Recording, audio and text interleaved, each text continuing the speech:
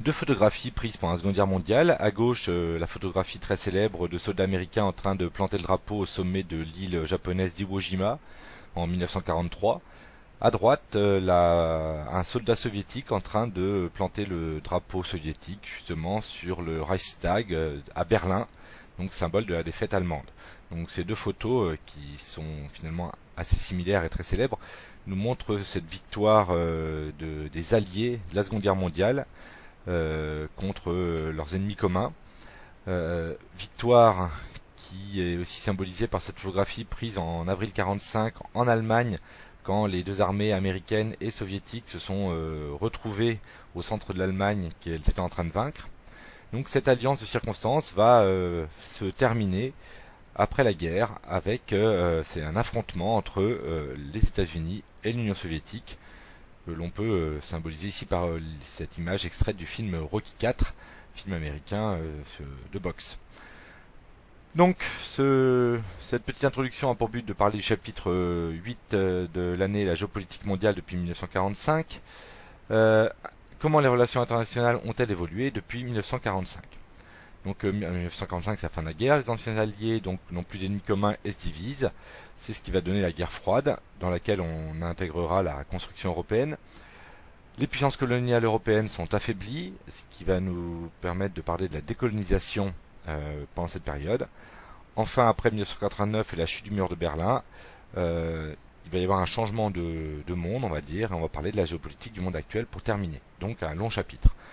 Donc en introduction, tout d'abord, parlons des Nations Unies qui en 1945 sont créées suite à la conférence de San Francisco du 26 juin, elle avait été annoncée finalement par la Charte de l'Atlantique signée par Roosevelt et Churchill pendant la Seconde Guerre mondiale. Donc quels sont les objectifs des Nations Unies en 1945 ? Eh bien, c'est tout d'abord préserver la paix. L'ONU est composée d'une assemblée générale qui ne comporte que 51 membres en 1945. Aujourd'hui, on en a plus de 200. Les institutions importantes sont un secrétaire général, une cour de justice, un conseil économique et social, un certain nombre d'organes de l'ONU comme l'UNICEF, le HCR, la PNUSED, l'UNESCO, etc. Et ce qui nous intéresse ici, c'est le Conseil de sécurité qui a 10 membres, dont 5 membres permanents, qui sont les 5 vainqueurs, ou reconnus comme tels, de la Seconde Guerre mondiale. États-Unis, URSS, Royaume-Uni, France, Chine nationaliste, donc les principaux vainqueurs. Sont exclus les perdants, bien sûr, l'Allemagne ou le Japon. Donc, quels sont les objectifs des Nations Unies ? Eh bien, l'objectif des Nations Unies est, tout d'abord, de maintenir la paix dans le monde, de promouvoir l'égalité des nations et la démocratie, et d'aider au progrès social et économique, et à l'égalité entre les hommes. Donc, malheureusement, la guerre froide va contrecarrer un petit peu ces objectifs pendant plus de 40 ans. Donc, rentrant à la guerre froide, en 1947, États-Unis et URSS sont anciens alliés, mais deviennent opposés. Pourquoi le monde se divise-t-il ensuite en deux blocs pendant plus de 40 ans ? Donc voici une frise chronologique qui parle des principales étapes de la guerre froide. Nous nous intéresserons essentiellement à août 1961 avec la construction du mur de Berlin et sa chute en novembre 89, et on évoquera seulement très rapidement la guerre de Corée et la crise de Cuba.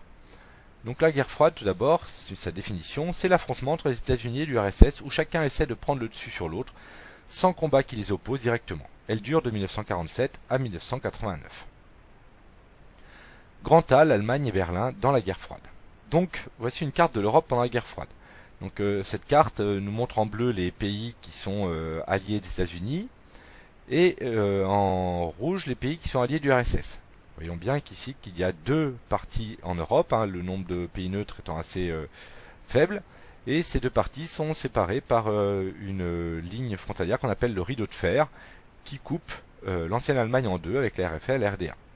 Donc on va s'intéresser plus précisément à ce qui se passe en Allemagne. Tout d'abord, voilà la situation de l'Allemagne juste après la guerre. L'Allemagne a été divisée en 4 zones d'occupation, américaine, anglaise, française à l'ouest et soviétique à l'est. De même, Berlin a été divisé en 4 zones de la même façon. Donc voilà la situation après la guerre. En 1948, les soviétiques décident de récupérer Berlin-Ouest, qui est enclavé en plein dans la zone allemande. dans la zone soviétique de RDA. Ils vont faire un blocus qui débute donc en 1948. Ce blocus consiste à empêcher tout ravitaillement d'arriver à Berlin-Ouest par les routes terrestres, par train, et avec pour objectif que les Américains finissent par céder la zone de Berlin-Ouest à l'Union soviétique.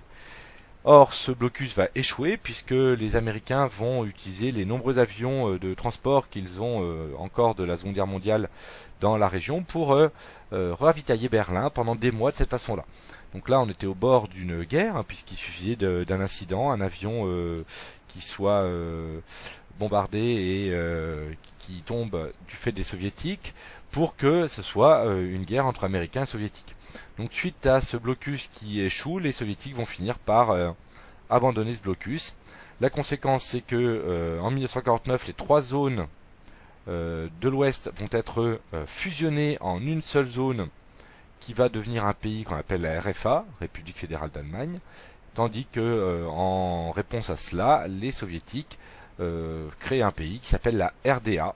Donc la RFA va prendre pour capitale Bonn. Une partie de ce pays va être située à Berlin, puisque c'est Berlin-Ouest, et la RDA va avoir pour capitale Berlin-Est. Donc pour résumer, en 1945, l'Allemagne et Berlin sont divisés en zones d'occupation. Donc Ouest et Berlin-Ouest par les États-Unis, Royaume-Uni et France, Est et Berlin-Est par l'URSS. 48-49, l'URSS fait le blocus de Berlin-Ouest pour récupérer la zone, mais c'était un échec car les États-Unis la ravitaillent par avion. Les trois zones de l'Ouest sont fusionnées pour créer la RFA en 1949, tandis que l'URSS, elle, crée la RDA en 1949 qui devient communiste, la RFA faisant partie du bloc américain bien entendu. Donc voilà la situation de Berlin à partir de 1949. Berlin-Ouest qui est protégé par les soldats d'occupation français, américains et anglais. Berlin-Est et la RDA avec les soldats soviétiques. Donc en 1961, les soviétiques vont pousser le gouvernement de RDA à créer un mur qui va entourer totalement Berlin-Ouest et l'enlever de tout contact avec le reste de la RDA. Donc après 1949, en fait, 2 millions d'Est allemands vont fuir la RDA en passant par Berlin-Ouest. Devant cette fuite des habitants qui montre bien finalement l'attrait des pays libres de l'Europe de l'Ouest, Moscou va demander au gouvernement de RDA de construire un mur donc en août 1961. Ce mur, qui fait jusqu'à 150 mètres de large, va couper donc tout Berlin. Il est équipé de nombreux ouvrages pour empêcher les habitants de passer, et il va finalement totalement séparer les deux parties de l'Allemagne pendant 28 ans, puisque les Allemands de l'Est n'ont absolument aucune possibilité d'aller à l'Ouest, et s'ils le font de force, eh bien ils risquent d'être abattus. Donc ce mur créé, le président américain John Fitzgerald Kennedy vient en 1963 à Berlin, où il va faire un discours resté très célèbre, où il va dénoncer en fait le mur comme symbole de l'échec du communisme. En gros, il explique dans son discours que le mur est l'exemple même de cet échec communiste. Donc en gros, il explique que ceux qui ne prétendent pas comprendre l'enjeu de la lutte entre communistes et le monde libre doivent venir à Berlin. Si l'avenir est le communisme, on n'a qu'à venir à Berlin. En fait, le fait que les communistes aient oublié de construire un mur prouve pour Kennedy que le communisme a échoué. C'est une faillite du système communiste, faillite éclatante aux yeux du monde entier. Et donc il avait conclu son discours par la célèbre phrase: tous les hommes libres où qu'ils vivent sont citoyens de Berlin. C'est pourquoi en tant qu'homme libre, je suis fier de dire Ich bin ein Berliner. Donc cette phrase est restée extrêmement célèbre. Donc il réaffirmait dans ce discours son soutien à l'Allemagne de l'Ouest et sa dénonciation du communisme. Donc ce mur va rester en place pendant 28 ans, et le 9 novembre 1989, en fait, il va y avoir quelque chose d'assez incroyable qui va se passer. C'est-à-dire que les Allemands de l'Est, les Berlinois de l'Est vont être autorisés à passer à l'Ouest, passer la frontière. Et suite à cela, les Berlinois de l'Est et de l'Est vont se réunir et ils vont commencer à détruire le mur et à le casser. Après 28 ans de séparation, ça va être les retrouvailles. Donc cette chute du mur ne vient pas de nulle part. Le 9 novembre 89, c'est seulement après plusieurs mois de manifestation dans toute l'RDA et des manifestations d'ailleurs dans toute l'Europe de l'Est, que les Berlinois vont ouvrir le mur de Berlin. C'est la fin de la division de la ville et de l'Allemagne. En effet, dès l'année suivante, en 1990, l'Allemagne est réunifiée, et c'est la fin d'un symbole, le physique de la guerre froide, avec la chute du mur. Donc il y a eu d'autres crises pendant la guerre froide, notamment la crise de Cuba.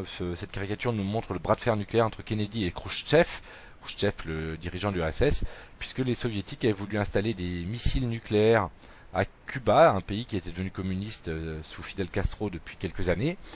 Et les Américains, se rendant compte de ça, ont fait pression et fait un embargo pour empêcher les bateaux soviétiques d'amener les missiles.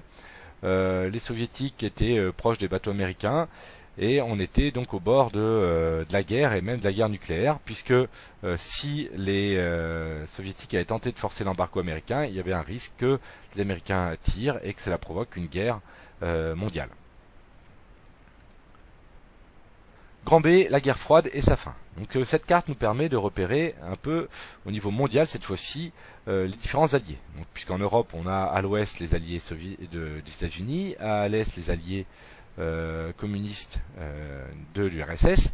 On voit que le monde est divisé également en deux blocs, puisque l'Amérique du Nord est alliée avec le Canada, donc aux États-Unis.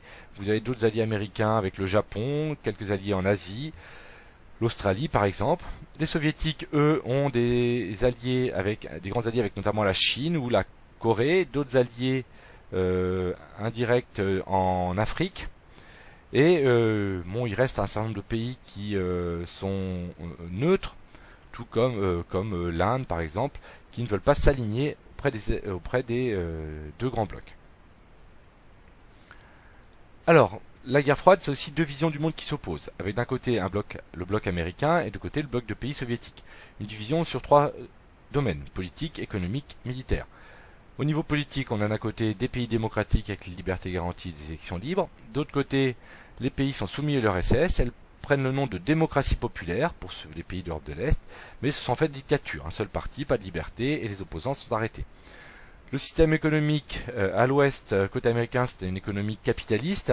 On avait vu les Américains, après la guerre, faire le plan Marshall, qui est une aide financière aux pays européens, qui avait pour but de les aider à reconstruire après 1945 et à lutter contre le communisme.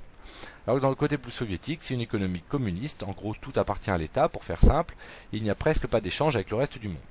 Enfin, ce sont des alliances militaires, l'OTAN créée en 1949, organisation du traité de l'Atlantique Nord, donc qui est militaire et qui est commandée par les États-Unis. Elle regroupe les pays d'Amérique du Nord et de l'Europe de l'Ouest, ainsi que quelques autres alliés en Amérique du Sud et au Japon.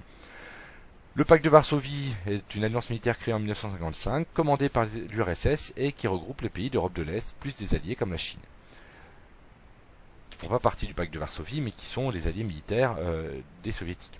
L'URSS aide les partis communistes dans le monde pour diffuser la révolution. Donc pour résumer sur l'ensemble de la chronologie, la guerre froide est marquée par des crises importantes entre les deux camps. Berlin avec la construction du mur, et pendant le blocus en 1948, et donc août 61 construction du mur. Lors de la guerre de Corée en 1950-53, quand l'armée américaine intervient aux côtés des Sud-Coréens contre la Corée du Nord communiste et les Chinois communistes. La crise de Cuba donc avec les missiles. Dans les deux cas, aucun des deux camps ne prend cependant le risque d'aller jusqu'à la guerre chaude, synonyme de possible affrontement nucléaire. Les tensions sont même moins fortes après 1962, avec la mise en place de la détente. Donc la crise de Cuba avait vraiment fait craindre le pire, et on a ensuite la détente et des accords pour de désarmement notamment. L'affrontement redevient une guerre fraîche, on va dire, à partir de 1975, avec l'invasion de l'Afghanistan par l'URSS en 1979, mais l'arrivée de Gorbatchev au pouvoir en 1985 va permettre la chute du mur de Berlin et la fin de la guerre froide. En effet, l'effondrement du communisme en URSS et dans les pays d'Europe de l'Est va être provoqué par l'incapacité de l'URSS à rivaliser avec les États-Unis, notamment au niveau économique et militaire. Gorbatchev, le nouveau dirigeant, va tenter de réformer le pays en douceur. Il laisse ainsi tomber le mur de Berlin, puis laisse les pays d'Europe de l'Est abandonner le communisme. Ça sera ensuite même la chute de l'URSS elle-même, puisque la démocratisation va entraîner en fait la déclaration d'indépendance des 15 républiques du RSS en 1991. Comme elles ne craignent plus d'intervention militaire soviétique, elles se déclarent indépendantes. C'est la fin du RSS et donc de la guerre froide. Et donc on voit tous les pays ici sur cette carte créés à la suite de la chute de l'URSS.